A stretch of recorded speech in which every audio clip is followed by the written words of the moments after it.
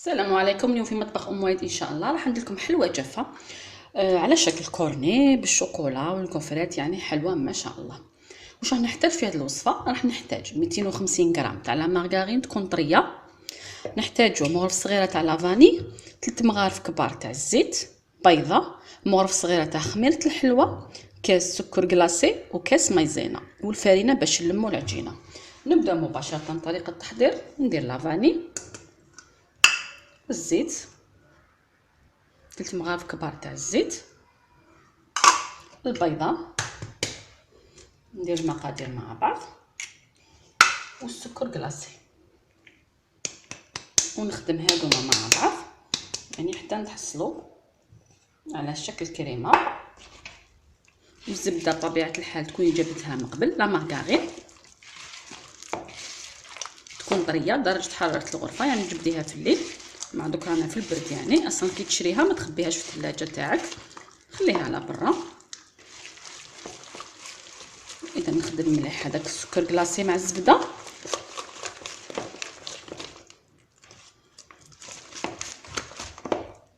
والبيضه ندير لهم كاس تاع لا مايزينا،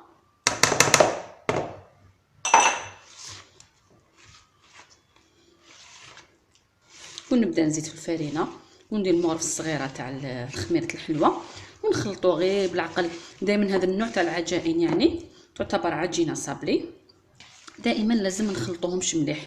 الحلوه الا خلطتيها بزاف راح هذيك الفرينه راح تخرج الجلوتين تاعها يعني العلك، ودير لك يعني ما تجيش الحلوه ما تجيش رطبه وما تجيش طريه وما تجيش هشيشه. يعني هذا هو السر تاع اي عجين تاع الحلوه، لا كان بالزبده ولا بالزيت ولا اي نوع تاع عجينه لازم ما نعجنوهاش بزاف. اذا نبدا نزيد في الفرينه،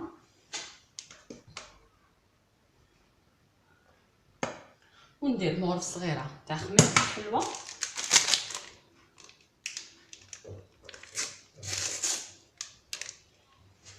مغرف صغيره يعني نص كيس تاع خميره الحلوه بهذه الطريقه. ونبدا نلف العجينه تاعي غير بالعقل بهذه الطريقه. دائما نحب نوري لكم الطريقه كيفاش نلم العجينه تاعي، لهذا دائما نقول لكم ديروا حاجه غابيه، يعني طبسي يكون بهذه الطريقه. ولا درتي كميه اكبر معليش يعني روني بالعبر، كي تكمليه زيدي روني العبر الدوزيام. بهذه الطريقه راح تجيك العمليه سهله، لانه كل ما زادوا المقادير كل ما كانت العمليه باش تلمي العجينه صعيبه شويه. اذا راح نكمل نلم العجينه تاعي. هنا كي نلم العجينه تاعي تبدا طريه وما تلصقش في اليد، في هذيك الدقيقه نحبس. الان نبداو في تشكيل الحلوه تاعنا. الحلوه تاعنا راح ندير فيها حوالي 30 غرام. اللي ما عندهاش الميزان دير عينها ميزانها، يعني نديرو في الحبه حوالي 30 غرام تاع العجينه بهذه الطريقه. كيفاش نشكل الكورني تاعي؟ نحكمو، تبعوني مليح، نديرو على شكل كره، من بعد نبدا نطول فيه بهذه الطريقه. كيفاش تحكمي الكبره تاع الكورني تاعك على حساب يدك، يعني كل وحده على حساب يدها. ها هذا الطول تاع الكورني تاعنا، ها هو نحطو. نزيد لكم حبه كما قلت لكم، تقدروا ديروا عينكم ميزانكم. كاين بزاف الاخوات يحبوا الميزان، يعني يقولوا لي عطينا شحال درتي في الحبه. هنا راح ندير انا 30 غرام في الحبه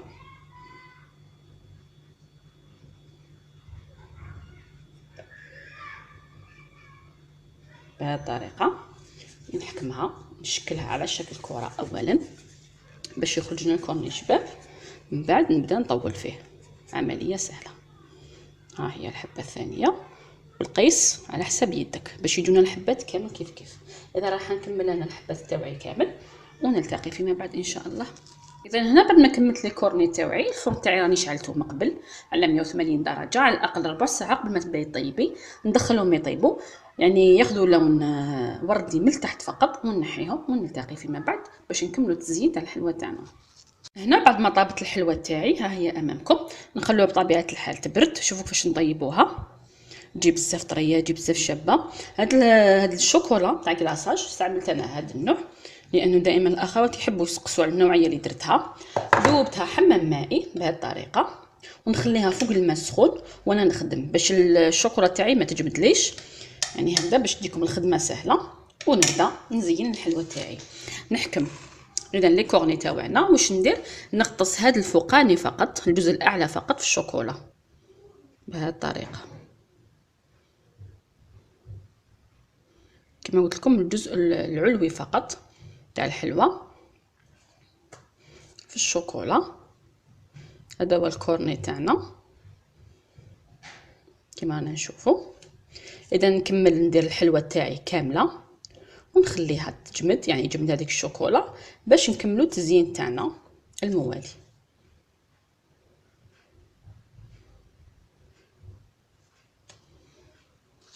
هنا بعد ما نشفت الشوكولا تاعي اللي درتها للحلوه، هنا واش راح نحتاج الكوفرات، يعني باش تفهمونا. انا خليت لكم حبات باش تشوفوهم. انا اخترت ذوق فاني. نحكم لاغاب الخشينه ونسكرفجو عادي. اذا نسكرفج الكوفرات تاعنا، من بعد نبدا نخدم في الحلوه تاعي. واش راح نحتاجو الان؟ راح نحتاج المعجون المربى ذوق مشمش، ها هو امامنا. هنا هذا المربى كاين اللي يجي جامد بزاف وكاين اللي يجي جاري. كما انا تاعي هذا جا جاري ما راح نزيد له ولا شيء، لكن اذا جاك جامد زيدوا له شويه تاع المزهر. اذا نحكم الكورني تاعي بعد ما نشف، ندلو بالبانسو بالمعجون من الاسفل فقط كما رانا نشوفوا. نديروا طبقه مليحه. اذا نمشي مليح عليه. من بعد واش ندير، نحكم هذاك الكوفرات وندلو بطبيعه الحال بلا ما نغطو الشوكولا تاعنا. نتمنى انكم يعني بانت لكم الصوره مليح. ها هي الحلوه تاعي واجده. نغطي كامل الفراغات ونحطها. اذا ها هي امامكم الحلوه. اذا نزيد حبه امامكم، حبه اخرى. اذا نحكمها وندلها المربى. هاد الحلوه يجي البنه تاعها بزاف بنينه مع الشوكولا المعجون والكفرات، تعطيها يعني ذوق مميز. وندلها الكفرات تاعنا بهذه الطريقه احسن. ونسقمو بيدينا، راح تشدلك شويه اليد لكن النتيجه روعه. بهذه الطريقه ها هي الحبه تاعنا واجده. اذا نكمل كامل الحلوه تاعي ونخليها تنشف. راح نكمل كامل الحبات. اذا هنا بعد ما كملت الحلوه تاعي بالكوفرات، هنا ذوبت الشوكولا درتها في هذا القالب. اللي ما عندهاش دير اي كيس عندك لازم يكون صحيح شويه، ما يكونش هذوك الرقاق. ديري الشوكولا تاعك وثقبي ثقبه صغيره. ونبدا نشبح لي كورني تاعنا.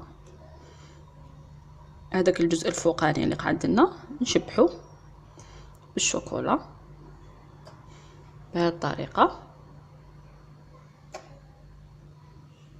اذا راح نكمل كامل الحلوه تاعي ونشوفوها في طبق التقديم ان شاء الله. عفوا. اذا ها هي حلوه الكورني تاعي واجده. بعد ما نشفت عملتها في لي كيسات، نقدموها بهذا الشكل في طبق التقديم. نتمنى انها تنال اعجابكم. تجي بزاف خفيفه وتجي بزاف طريه وتذوب في الفم. هذه الحلوه يعني والله واحد الذوق عندها ما شاء الله، يعني مع تناغم الاذواق، الشوكولا المعجون المربى يعني الكوفرات، ذوق ما شاء الله روعه. هذا مليح المناسبات تاعنا، يعني نحبوا بزاف الحلويات الجافه احنا في المناسبات. ها هي نوع من الانواع. نتمنى تنال اعجابكم. ولا عجبتكم الوصفه تاع اليوم ما عليكم غير ديروا جيم لا فيديو وتشاركوا في القناه حتى يصلكم الجديد.